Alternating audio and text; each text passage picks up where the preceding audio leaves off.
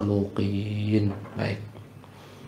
Beliau Imam Haddad mengatakan begini, Rasulullah SAW telah memberikan kabar berita kepada kita bahwasanya tidak ada amal tanpa niat.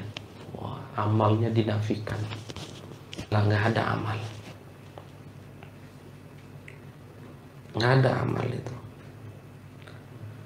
Tentunya tidak ada amal ini bukan gambarnya. Kalau gambarnya kan sudah terjadi.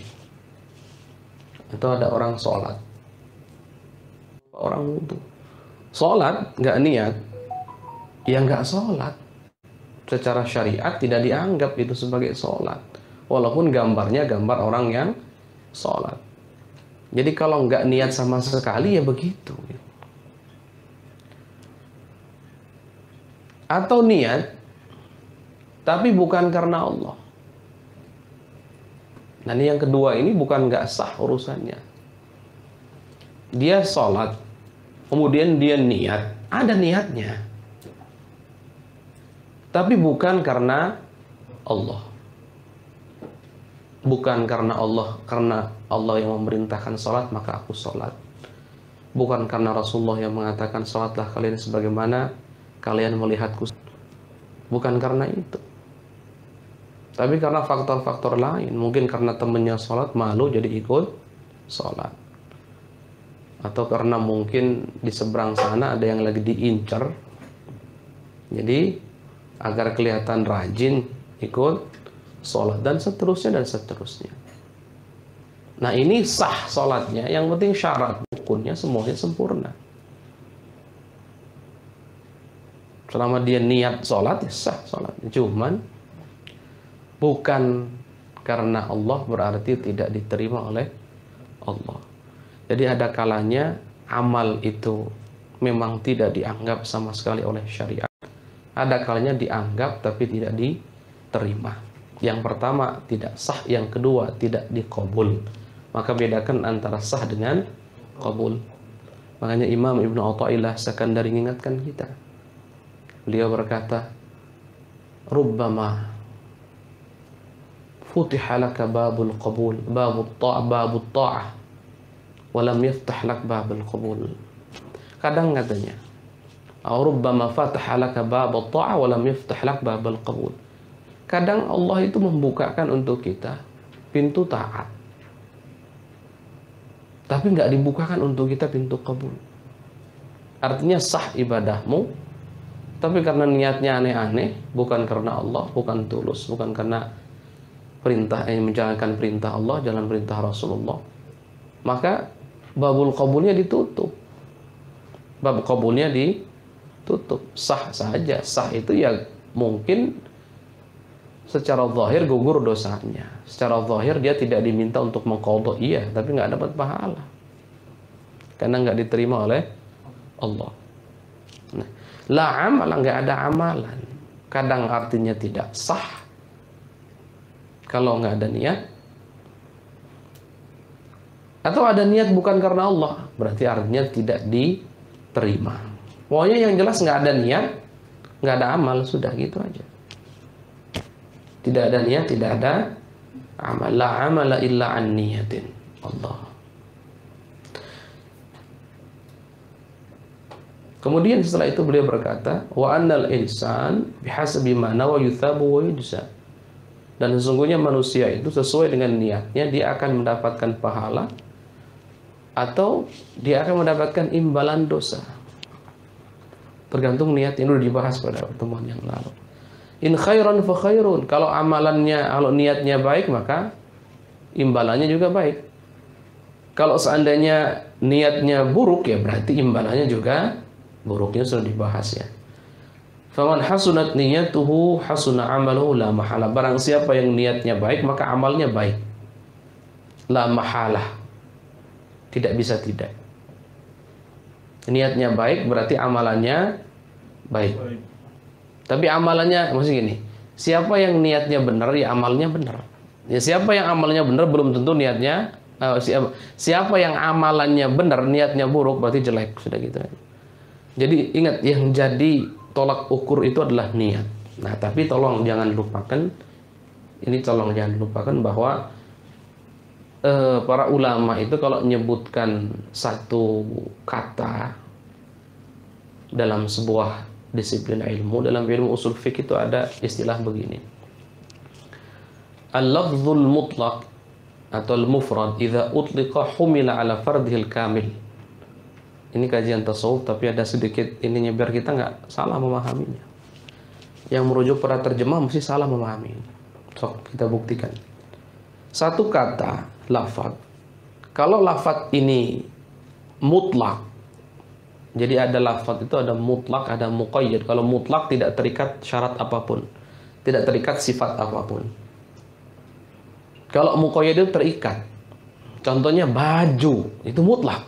Kenapa? Ya baju apa? Baju koko, baju panjang, baju pendek, baju apa? Ini mutlak. Nggak terikat sifat, nggak terikat ukuran, nggak terikat apa. Baju kok. Beda dengan baju merah. Nah, berarti terikat oleh sifat yang warna merah. Tuh. Nah sekarang amal. Beliau menyebutkan amal. Nah amal ini mutlak kan, amal yang bagaimana? Yang katanya kalau niatnya baik pasti amalnya baik. Ini amal bagaimana? Amalnya ini mutlak. Ini amal baik apa amal buruk? Amalnya benar apa amalnya nggak benar gitu? Kan amal itu antara benar atau tidak benar. Nah kembali kepada kaidah humila ala fardhil kamil, dibawa kepada maknanya yang sempurna. Berarti maksudnya begini. Contoh kita sholat. Berarti kita butuh apa? Syaratnya harus sempurna, rukunnya harus sempurna, dan seterusnya. Nah, inilah sholat yang dimaksud dalam syariat. Yang sempurna itu yang begini. Nah, sholat yang seperti ini, kalau niatnya baik, maka ikut menjadi baik. Tapi kalau dianya saja tanpa ada niat yang baik, dia belum jadi baik gitu maksudnya. Kalau sholatnya nggak benar, ya tetap saja yang nggak benar sholatnya. Ini jangan pernah diartikan, oh yang penting niatnya, sholatnya nggak bener, caranya ya nggak masalah, salah itu. Ini makanya hati-hati nih ya, pemahaman begini nih. Memang perlu dalam pemahaman itu mengombinasikan beberapa disiplin ilmu. Jadi jangan diartikan di sini kalau kita artikan secara ada yang terjemahan nggak? Coba dibaca terjemah. Ada yang punya terjemahannya? Ada yang punya terjemahannya nggak? Bismillah. Ini hebat luar biasa. Ini tim Bogor, Tangerang ada terjemahannya semua, Bogor nggak ada. Berdasarkan guru belajar. Ini kelebihannya memang gitu, biar sering dilihat-lihat mungkin. Ini kenapa nggak ada rambut-rambutnya, gundul semua ini. Baik, ya. Jadi gitu ya, maksudnya gini. Kira-kira. Maksudnya faman hasunat niyatu hasuna amalu la mahala, barang siapa yang baik niatnya, baik amalnya, itu memang amalnya itu sudah sempurna. Cuman dia nggak disebut baik sebelum niatnya baik gitu loh. Beda dengan amalnya salah. Contoh dia sholat nggak sempurna rukunnya, ya nggak sah, nggak bakal punya pahala sholat. Awas ya, jangan diartikan yang penting saya sudah niat sholat, sholatnya nggak bener, udah nggak ada masalah. Karena yang penting kaidahnya, barang siapa niatnya baik, amalnya, wah ini enggak jelas pemahaman dari mana. Jadi pahami ya. Contoh gini lah gambarannya. Sholat itu dapat pahala nggak?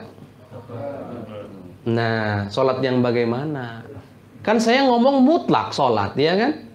Saya ngomong sholat, bukan sholat yang sah atau tidak. Nggak disebut sama. Tapi kalau disebut mutlak begini tanpa ada keikatan, tanpa ada sifat, tanpa ada kriteria tertentu, maka dibawa kepada makna yang sempurna. Jadi sholat yang sempurna ada apa?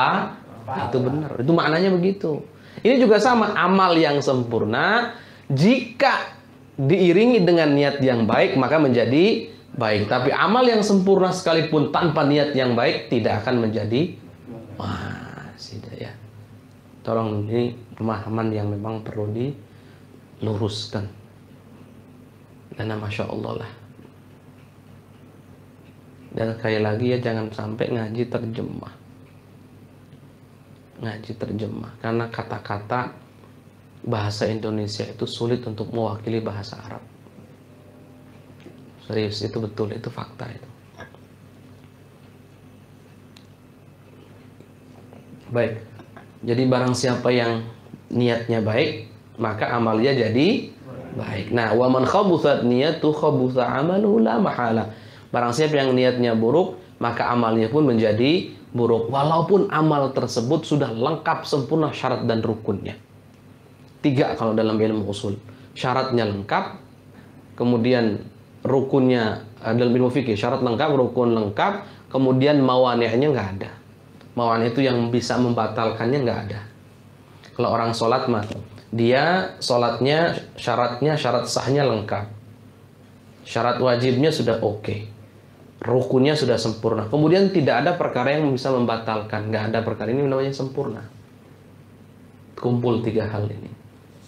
Ini sempurna secara fikih, secara zahir. Walaupun sempurna secara zahir, kalau niatnya nggak benar, ya nggak diterima tadi itu. Nggak diterima. Allah. Wa in kana fi surati thayyiban, walaupun gambarnya rupanya amal baik. Lihat Imam Haddad menjelaskan walaupun gambarnya amal baik. Kalladzi, contohnya gimana? Seperti orang yang ya'malus shalihat tasannu'an bil makhluqin. Seperti orang yang mengamalkan amalan yang soleh, tapi sebetulnya dia beramal itu bukan untuk Allah, tapi untuk makhluk. Dia berbuat agar dilirik. Tasannu' itu kayak semacam mejeng untuk makhluk gitu. Orang-orang mejeng gimana ya? Pengen dilihat oleh makhluk saja, bukan Allah. Tasannu'. Ngeri ya. Walaupun amalnya baik, amal soleh, iya, sempurna, iya. Kalau niatnya nggak benar, ya nggak baik hitungannya. Tasawuf itu kan bukan membahas tentang sahnya amal, tapi terima tidak terimanya amal. Nah, sudah. Ya Allah, makanya ya, Gusti, Masya Allah. Kata orang awam, saya mah bingung ngaji tasawuf itu. Nggak beramal salah, beramal masih salah juga. Ini gimana sih? Makanya kita punya teman dulu, candaannya memang ini canda berlebihan, tapi ada ininya juga.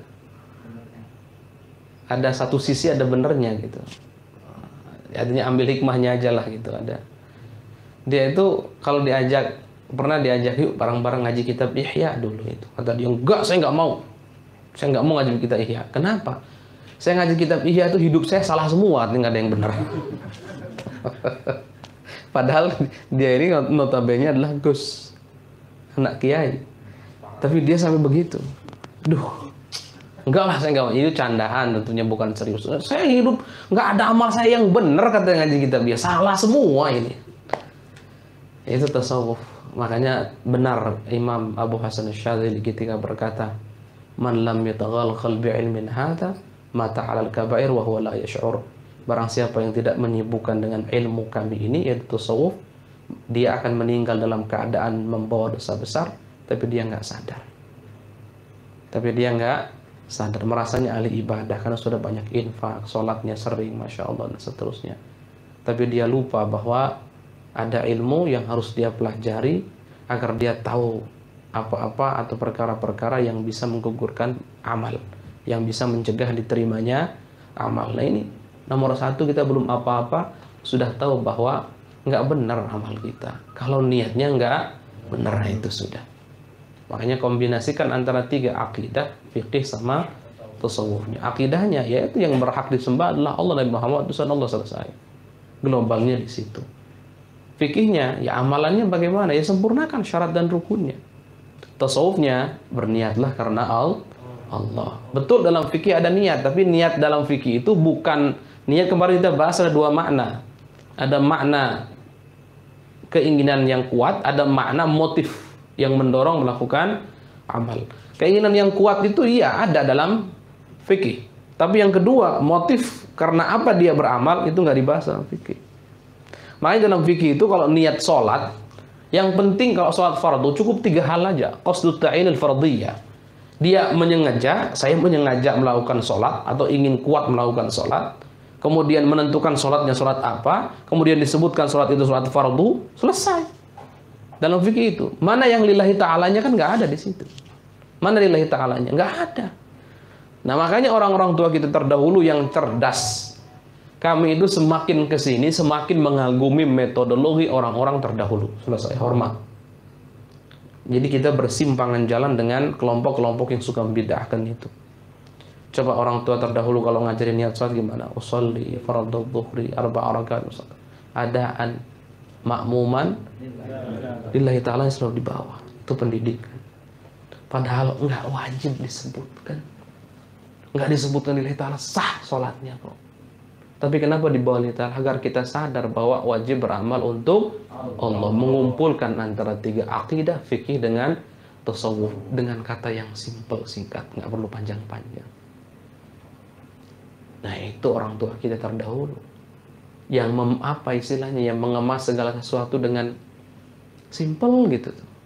Orang awam tuh ibaratnya kalau nurut saja sama ulama-ulama dahulu itu, sistemnya, metodologinya, tiba-tiba mati di surga aja sudah selesai. Makanya ada pepatah mengatakan man qallada aliman asha saliman. Barang siapa yang ikut orang alim maka hidupnya selamat. Baik hidup di dunia pun di akhirat. Itu ikut yang alim beneran ya, bukan alim-aliman yang sok-sok nggak percaya hadis Nabi, sok-sok mengkritisi masalah tidak sempurnalah agama. Yang begitu mah tinggal assalamualaikum aja tanpa mencaci maki. Iya, sudah assalamualaikum, sapa, selesai, tinggal, udah, nggak usah. Baik, jadi itu ya para pejuang semuanya. Lagi-lagi ini penguatan masalah bab niat. Dan ternyata Masya Allah bab niat ini nggak gampang, berat sekali. Dan keistimewaannya sudah kita bahas. Baik, kita lanjutkan. Wa akhbara alaihi salatu wassalam, ini juga sama. Dalam hadis ini Rasulullah memberikan kabar berita kepada kita, anna man amila lillah, barang siapa yang beramal karena Allah, nih lihat, ala wifqi atau ala wafqil mutaba'ah li Rasulillah sallallahu alaihi wasallam kana thawabu ala Allah. Dan barang siapa yang beramal niatnya karena Allah, kemudian amalnya sesuai dengan tuntunan Rasulullah. Nah itu tadi. Sekarang dibahas. Tadi kita panjang lebar ternyata di sini. Barang siapa yang beramal niatnya karena Allah, kemudian amalnya sesuai dengan tuntunan Rasul, syaratnya, rukunnya, itu maksudnya. Nah yang seperti ini yang mengkombinasikan antara amal yang benar dengan niat yang benar, ini kana thawabu 'ala Allah, pahalanya nanti Allah yang beri. Allah yang ngasih pahala. Wa kana munqalabuhu ila ridwanillah, dan tempat kembalinya adalah kepada keridhaan Allah dan wa jannati, surganya Allah. Sama ini. Karena kan kebanyakan kita itu apa sih? Tariqah Naqsyabandiyah mengatakan apa? Ilahi anta maqsudi wa ridhaka matlubi. Kan gitu ya. Faghfirli. Ya Allah, engkaulah yang kami tuju, yang aku tuju. Anta maqsudi wa ridhaka matlubi, dan keridhaanmu yang aku cari. Allah. Jadi ujungnya dapat ridha Allah, ujungnya dapat surganya Allah. Nah ini yang niatnya benar, amalnya benar. Fi jiwarillah wa khirat, ini semua sama maknanya. Jiwarillah ini kan bersanding dengan Allah, maksudnya ya dekat dengan Allah. Wa anna man qasada ghairallah wa amila li ghairillah kana thawabu wa jazaa'uhu 'inda man tasanna'a lahu wa ra'a lahu mimman la yamliku lahu wa la nafsi dharra wa la naf'a wa la mauta wa la nusyura.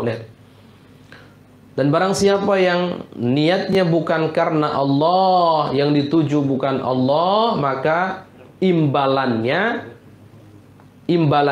hanya akan dia dapatkan dari untuk siapa dia beramal.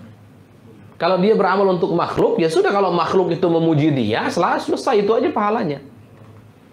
Dia sholat, cuma pengen dilihat doang sama Pak Haji yang di sebelah. Kenapa? Pak Hajinya punya anak solehah misalkan gitu.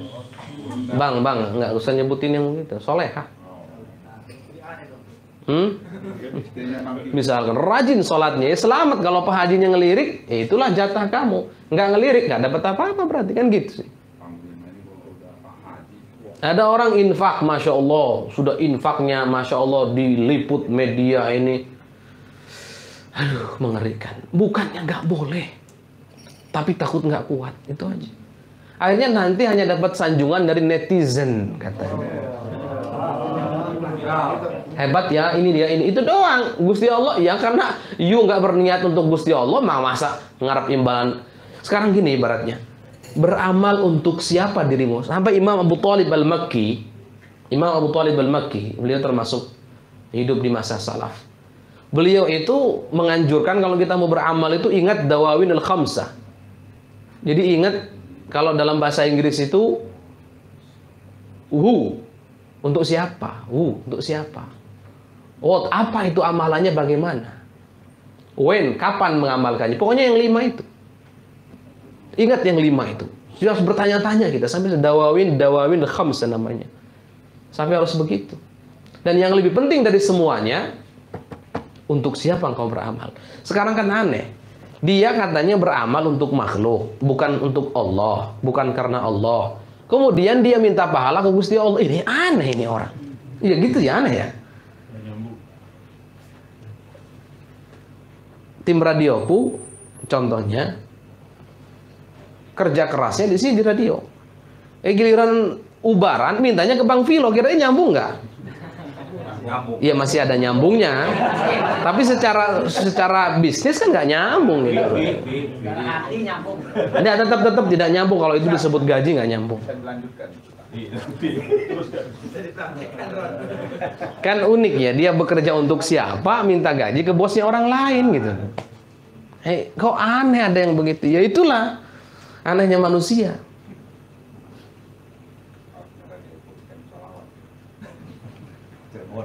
Ya dia akan dapat pahalanya, dapat imbalannya, dapat upahnya dari mana? Ya dari untuk siapa dia bekerja.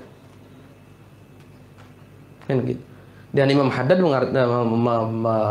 mewanti-wanti di sini, ingat, mimman, kalau kita bekerja untuk makhluk itu la yamliku lahu, enggak memiliki untuk dirinya sendiri. Wah, untuk dia itu, untuk maksudnya yang bekerja itu, wala nafsi, untuk dirinya sendiri, dharran, enggak memiliki kemudaratan, enggak memiliki naf'an, kemanfaatan, enggak mengatur kematian, enggak juga mengatur kehidupan, enggak juga mengatur kebangkitan, enggak. Nggak ada. Itu makhluk. Aneh ya. Makanya lucu emang. Dunia ini penuh dengan ya kelucuan itu, ya betul itu. Siapapun yang bersandar selain kepada Allah, maka dia pasti akan kecewa. Makhluk itu kalaupun dia orang jujur, orang baik, besok meninggal. Kalaupun dia panjang umurnya, bisa jadi dia bangkrut dan seterusnya. Kalaupun dia masih tetap kaya, bisa jadi kebutuhannya semakin banyak. Semakin bergantung pada makhluk, semakin capek hati kita. Semakin bergantung hanya kepada Allah, semakin tenang. Kenapa sih rahasianya? Loh, gini ya. Kita tahu bahwa yang paling sayang sama kita Gusti Allah. Artinya sudah jelas yang sayang, bukan banget lagi, udah nggak ada kata yang bisa menggambarkan kasih sayang Allah, tuh nggak ada. Sekarang siapa sih orang yang ketika dia mencegah, hakikatnya dia memberi siapa? Nggak ada. Manusia itu rata-rata jangan, itu ya kita nggak dapat apa-apa. Tapi kalau Gusti Allah mencegah itu untuk memberi. Makanya ada kaidah mengatakan la taqul haramani walakin qul rahimani. Jangan katakan Allah mencegahku, tapi katakanlah Allah telah memberiku kasih sayang. Karena hakikat pencegahan dari Allah itu kalau nggak memberi kita, itu hakikatnya adalah Allah sedang menyayangi kita. Itu hakikat. Hakikat. Kalau urusan kalau seandainya ada istilah tulus, nggak ada yang bisa nyaingi ketulusan. Gusti Allah tuh nggak butuh sama kita, sama sekali sama kita. Ujung kuku pun nggak ada. Tapi kok baik sama kita, itu pertanyaan. Itu buktinya lihat. Semuanya sehat, makanan ada di depan, bisa ngedengar kajian, ada pahalanya. Dari jauh-jauh setiap langkah keluar dari rumah dihitung pahala. Setiap putaran roda itu ada pahalanya. Gusti Allah hanya untuk memberi. Orang tua kita hari ini nggak memberi apa-apa. Istri kita pun nggak memberi apa-apa, biasa aja gitu. Siapa ya? Coba hari ini kalau dihitung, dikembalikan ruh kepada kita nikmat. Bisa sholat subuh nikmat, bisa pikiran wiridan setelah itu kenikmatan yang lain. Niat untuk hadir majlis dari kemarin sudah niat, sudah dapat pahala, belum hadir sudah dapat. Nggak bisa. Kalau seandainya kebaikan-kebaikan itu, kebaikan Gusti Allah itu diukur, seandainya begini ya, satu kebaikan menandakan satu cinta, maka Gusti Allah itu punya berapa cinta ke kita? Kalau diukur ya, satu kebaikan menandakan satu cinta, berarti Gusti Allah punya berapa? Wahnya udah nggak kehitung ya. Saking banyaknya semenjak kita dalam kandungan sampai detik ini. Berapa itu? Masa sih masih curiga sama zat yang seperti ini sama kita gitu? Masa sih kita masih nggak percaya dengan zat yang begitu indah memperlakukan kita penuh dengan kasih sayang? Oh, sama orang tua kita aja kita Masya Allah percaya. Mana ada anak dikasih obat sama orang tuanya kemudian protes dikira racun, kan nggak ada. Itu anak, orang tua. Ini Gusti Allah ya, yang semenjak dari nol kita, kemudian sampai detik ini yang udah nggak karu-karuan, nikmatnya berapa. Padahal kalau ada orang tua baik juga karena kebaikan Gusti Allah. Kalau ada sahabat baik karena kebaikan Gusti Allah. Dan seterusnya. Bahkan kalau ada sahabat marah, masih kebaikan Gusti Allah. Kenapa? Kalau dia sabar, langsung dapat pahala. Kemudian dia islah, nggak neguti hawa nafsu, dia dapat pahala lagi. Dan seterusnya dan seterusnya. Makanya nggak ada. Sampai ada ada ulama ditanya begini. Apa sih hikmah Allah menciptakan orang kafir? Kan ada aja pertanyaan-pertanyaan aneh-aneh. Apa sih hikmah Allah menciptakan orang kafir? Satu, ada banyak katanya. Satu diantaranya, orang kafir kalau kita Islam pun dapat pahala nggak? Dapat. Yang kedua, kalaupun kita berperang dengan dia, perangnya kita dapat pahala. Kalau kita terbunuh syahid di jalan Allah, apa nggak baik buat kita?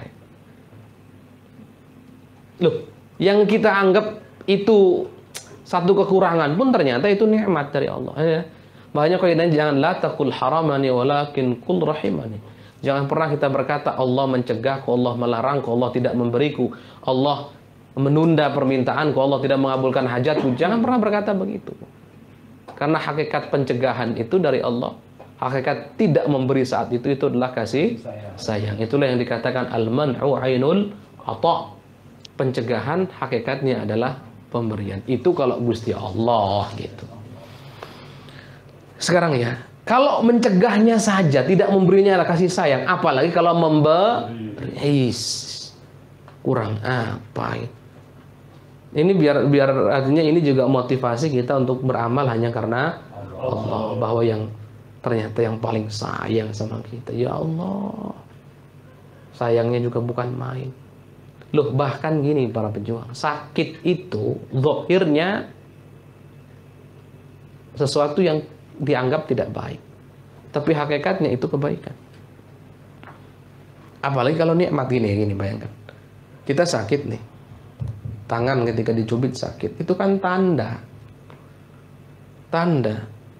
bahwa ada tanda bahaya untuk tangan kita. Kalau seandainya manusia tidak diberikan sakit, mungkin kepalanya potong udah nggak kerasa, kan namanya nggak ada sakit. Tangannya potong dia nggak berasa. Tiba-tiba mau kakinya potong nggak kerasa, tiba-tiba mau jalan, kaki saya kemana kan gitu. Mau ngambil sesuatu, tangan saya kemana? Tapi belum apa-apa dikasih warning. Bahkan badan ketika sakit nih, organnya sudah nggak normal, ada yang nggak normal, langsung dikasih tanda. Makanya Allah dengan kasih sayang memberikan segala sesuatu dengan tandanya. Sampai sakit pun itu tanda menunjukkan kebaikan kasih sayang Gusti Allah. Gusti. Itu baru, apalagi kalau itu nikmat. Pemberian nikmat yang enak. Sakit aja begitu kok. Dan masalah tanda itulah. Sakit itu tanda. Ya, antum bayangkan aja kalau tanda-tanda itu nggak ada, repot. Kalau namanya inna likulli syai'in alamah, segala sesuatu ada tandanya. Antum bawa motor, nyalip, mobil pas lagi nyalip tidur. Karena nggak ada tanda, yaitu ngantuk. Gimana? Tahlilan kita kan ya. Tahlilan. Atau mohon maaf, lagi makan-makan pesta besar, tiba-tiba nggak ada mules. Tahu-tahu udah rame aja di bawah. Kebayang nggak? Nggak ada tanda. Cuf. termasuk sakit, itu adalah tanda yang pada akhirnya menunjukkan kasih sayang Gusti Allah. Ya Rabb, ini kurang apa? Ini makhluk Gusti Allah ngelunjak amat ya. Artinya harus kita bersandar kepada makhluk, itu kan unik sebetulnya. Kita ini sudah benar-benar bebelnya udah bukan tingkat kecil lagi, tingkat dewa sudah. Ini motivasi agar kita di akhir ini, insya Allah motivasi agar kita beramal, jangan bersandar pada manusia. Makhluk nggak memberikan kita rezeki, makhluk nggak memberikan kita kehidupan, makhluk nggak ngatur urusan manfaat mudarat kita, nggak ada. Makhluk nggak memberikan kita kesehatan, enggak. Coba sadari gitu, yakini itu. Kalau kita sudah dapat keyakinan itu enak. Untuk ikhlas itu bisa mudah. Untuk ikhlas menjadi mudah. Makanya bersandarlah hanya kepada Allah saja. Ingat sampai Al-Imam Shibili, beliau pernah berkata, min alamatil iflas al-isti'nasu bin nas. Termasuk tanda bahwa orang itu bangkrut, seorang hamba dia bangkrut itu ketika dia bersandar atau dia nyaman dengan manusia. Kapan kita nyaman dengan makhluk, maka tanda kita bangkrut. Loh, karena kalau nyaman kan dijadikan tujuan. Kan gitu ya. Nyaman kemudian jadikan tujuan. Oh, si fulan baik banget sama saya. Kemudian kita nyaman. Udahlah, fulan aja. Beramal karena si fulan, agar dapat kenyamanan tadi. Hanya beramal karena si fulan, tidak beramal karena si fulan. Karena si fulannya itu udah repot sudah. Rugi kita, bangkrut kita. Min alamatil iflas al-isti'nasu bin nas. Termasuk daripada tanda-tanda kebangkrutan kita, pahalanya hilang, nggak ada. Itu kalau sudah nyaman dengan manusia. Manusia itu memang betul. Kenapa disebut nas atau al-insan? Dari kata unus. Sebagian mengatakan unus. Unus itu nyaman. Nyaman kalau bersama yang lain nyaman. Jadi terobati, enggak sendiri, enggak. Beda ya, kalau kita sendiri kan beda dengan berdua. Semakin banyak semakin nyaman kita, semakin nyaman. Tapi kenyamanan tersebut jangan pernah dijadikan tujuan. Jangan dijadikan tujuan. Kalau sudah nyaman dijadikan tujuan, wah, bangkrut kita. Akhirnya ujung-ujungnya beramal karena manusia, itu yang repot. Udah, selesai kalau sudah begitu, sudah. Wassalam, sudah. Taib, wa khassal hijrata alaihi salatu wassalam min bayyizil a'mal tanbiyan al-kull bil ba'd li anna min al-ma'lum inda ulil afham an al-ikhbar laysa khasan bil hijrah bal huwa 'amun fi jami' syara'il Islam. Nah, adapun kenapa Rasulullah mengkhususkan hijrah dalam hadis itu, hadis yang kita pelajari pada pertemuan yang lalu, daripada amal-amal yang lain, itu hanya sebagai pengingat, sebagai contoh lah simpelnya. Bukan berarti yang wajib niat itu hanya hijrah saja, tidak, tapi semuanya. Baik. Tsumma aqul, kemudian aku berkata, i'lam ayyuhal murid at-talib, ketahuilah wahai murid at-talib, ini sama maknanya. Murid at-talib sama maknanya, cuman lebih kuat kalau disebut al-murid at-talib, lebih kuat. Muridnya orang yang mencari Allah, orang yang mencari keridhaan Allah. At-talib yang memang mencarinya betul-betul sungguhan. Wal mutawajjihur raghib, mutawajjih itu orang yang ngadep, betul-betul ngadep segera. Ar-raghib yang memiliki keinginan yang kuat, raghib. Annaka hina sa'altani, sesungguhnya kamu ketika kamu meminta kepadaku, an ab'atha ilaika bi syai'in minal kalam, agar aku mengirimkan kepadamu sedikit daripada perkataan al-mansub yang dinisbatkan kepadaku, ilayya lam yahdurni minhu, saat itu belum ada, ma'arahu munasiban, belum ada, belum hadir dalam benakku apa yang aku anggap cocok saat itu, lima anta bisabili, yang sesuai dengan jalan kamu. Wa qad ra'aitu, dan akhirnya ini, wa qad ra'aitu, dan aku telah melihat atau memandang, aku berpendapat bahwa an uqayyida fusulan, aku tulis saja beberapa fasal wajizah yang simpel, ringkas, tashtamilu ala syai', yang mencakup min adabil iradah, adab-adab tata krama iradah ya tata krama ingin akhirat, ingin Allah, ingin ridha Allah.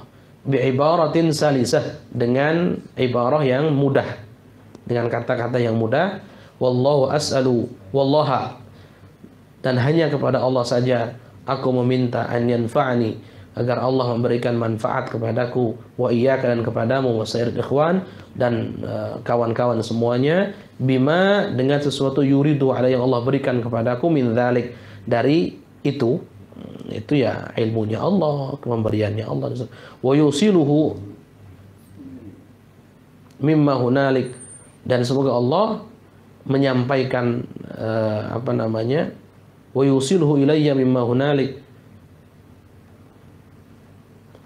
wasail ikhwan bima yuriduhu alayya min dzalik wa yusiluhu ilayya mimma hunalik, dan yang apa yang Allah sampaikan kepadaku dari ini, isyarah bahwa ilmu ya dari Allah. Apa yang aku tulis ini juga ini atas kehendak Allah, itu maksudnya ya, dikembalikan kepada Allah. Fa hasbi wa ni'mal wakil, maka dia, yaitu Allah Subhanahu wa taala, hasbi itu tempat, hasbi itu cukup, jadi cukup bagiku, wa ni'mal wakil, dan sebaik-baiknya tempat atau sebaik-baiknya zat yang memberikan pertolongan, yang dijadikan sandaran, itu wakil ya. Wallahu a'lam bissawab. Ini kalau mau lanjut boleh, tapi kayaknya ini pembahasan baru ini. Insyaallah. Ini tanya jawaban yang agak panjang mungkin ya. Wallahu a'lam.